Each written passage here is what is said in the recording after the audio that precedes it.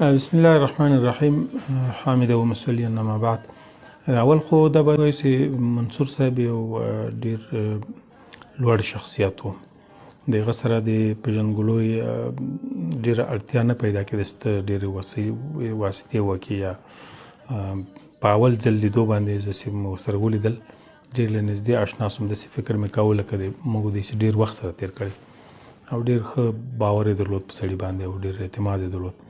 نو ما چې څومره دی پېژاند، د یو هم علمي سړی و، هم ملي سړی و او په عین حال کې ډېر روڼ سړی و، متعهد سړی و او ژمن سړی و. ټولو هغه کرښو ته چې اسلامي امارت درلودل او زما د پېژندګلوۍ هم دې سره ډېر ناسته پاسته هم ډېره سوې ده، خو په اول ځل هم ما وویل چې دې سره ما احساس کوه چې ډېر نږدې دوست یم او ډېر نږدې یو له بله سره اوسېدلي یو. منصور صاحب یو خو دریځ دا و، عمومي د امارت پالیسي و او د دریځ هم دا و چې د امریکایانو په شتون کې سوله ممکنه نه ده، اشغال باید پای ته ورسیږي، بیا له افغانانو سره تعامل ضروري ده. همدې ته د ژمن و. دا د امارت پالیسي هم چې طرحه سوه د ده په وخت کې و، د مسؤلیت په وخت کې، چې موږ کوشش کوو د دې تر څنګ چې امریکایان ووځي، د داخلي جهاتونو سره باید جوړجاړی رامنځته سي، یو تفاهم ته سره ورسېږو. نو دا ژمن سړی و، سوله یې ښه ایسېدله، د افغانانو ترمنځ د یووالي او د ثبات طرفدار و، خو په شرط د دې چې اشغال نه وي، ځکه بهرنی اشغال د دې هر څه په وړاندې باندې خنډ بلل او دا د امارت پالیسي مو هر مجاهد داسې فکر کوو. اسلامي امارت هغه پړاوونه چې بنیادي شکل باندې درلود، تیر مرحوم امیرالمؤمنین ملا محمد عمر مجاهد رحمه الله هغه د بنیادګذارانو نه و. د هغه په حکومتولۍ کې د مامانوردۍ وزیر و.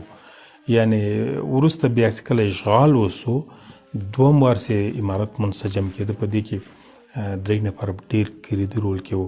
امیرالمؤمنین مرحوم امیرالمؤمنین چې هغه خو په داسې حال کې اوس بیا له ملګرو نه غایب سو، صرف هغه مکاتبې به یې رسېدې، لارښوونې به یې رسېدې، ولې هغه د صفوفو په منظمېدو او انسجام کې درې نفرو ډېر مهم رول درلود، چې په هغې کې یو منصور صاحب هم و.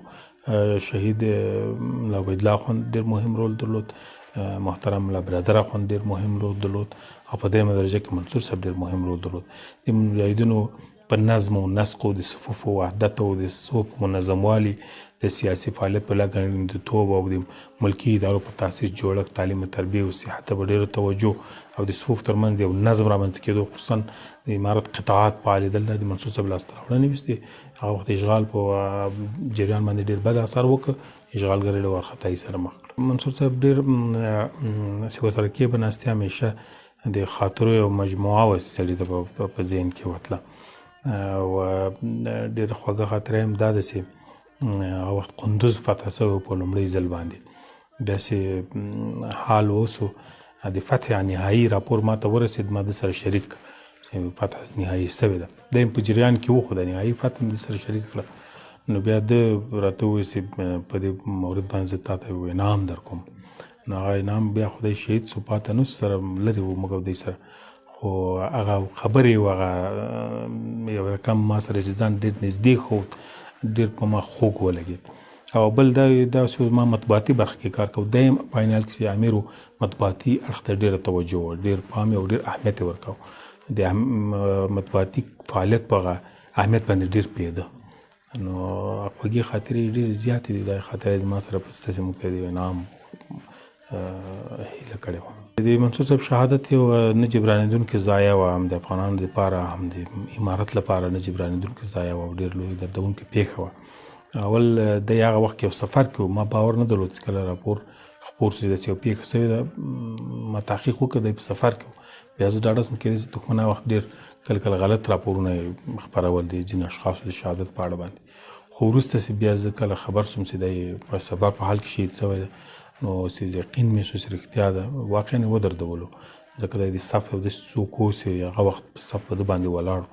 بیا هم الحمدلله د داسې بیا ملګري روزلي وو، یو داسې تشکیل یې شاته پرېښود چې وروسته الحمدلله د اختلاف او د هر ډول تفرق نه صف وساتلی سو.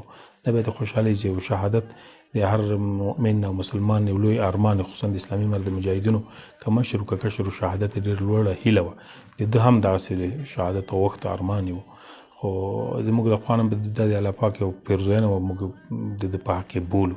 او خو بیا هم داسې دی زموږ په منځ کې نسته، په تصامیمو کې نسته. دا یوه ضیاع ده. او که نن دی وای حالات به ډېر له اوس نه ډېر بهتر او ډېر بدل و. یوه لنډه وقفه راغله. وقفه دا په دې معنا چې څو دوم امیرالمؤمنین شیخ صاحب تعین کړي، دی معاون و په هغه وخت کې، اوسنی امیرالمؤمنین حفظه الله. دی معاون و. کله چې د منصور صاحب د شهادت مرحله راغله، بیا یوه لنډه وقفه په صفوفو کې هم راغله، یو خفګان راغی.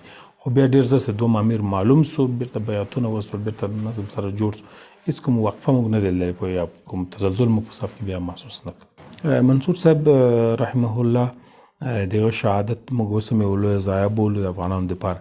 هغه ډېر وسیع ذهن خاوند و، یعنې هغه د افغانانو دپاره ډېر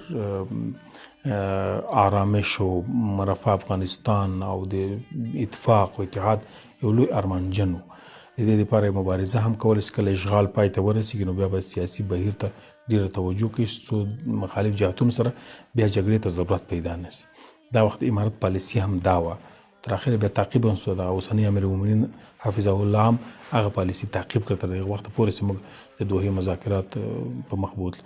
نو کوم سیاسي جریان کې چې موږ کوم پرمختګ درلود یا اړیکې له هیوادونو سره پراخه شوې، بنیاد یې منصور صاحب کړ. نو په دې لحاظ باندې د هیوادونو سره د ښه تعامل غوښتونکی و، د هیوادونو سره د نیک تعامل طرفدار و، او د افغانستان د اشغال نه وروسته حتی ټول نړۍ سره نارمل اړیکې غوښتې، او د افغانستان اتفاق او اتحاد غوښت. دا د ارمان و. خدای دې چې اوس هم زموږ مجاهدین دغه ارمانونه پوره کړی شي.